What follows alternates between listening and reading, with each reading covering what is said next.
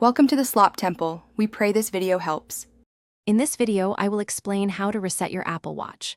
First, let's understand the two primary ways to reset your device, either by erasing all content and settings directly on the watch or by unpairing it from your iPhone.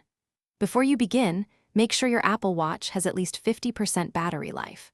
Also, keep your paired iPhone close by and connected to a stable Wi-Fi or cellular network to ensure a smooth process. These initial steps are crucial for a successful reset.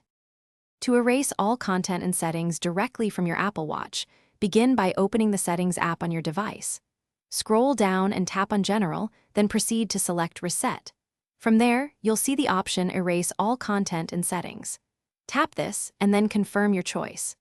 This action will completely wipe your watch, removing all personal data and settings, effectively returning it to its factory default state, perfect for a new owner.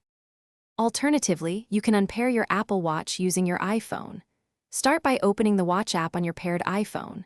At the top left corner, tap All Watches, then locate your specific watch and tap the small information button next to its name. You'll then see the option to unpair Apple Watch. Confirm this action when prompted. This method not only unpairs your watch, but also conveniently creates a backup of its data on your iPhone, preserving your settings for future use. Knowing when to use each method is key.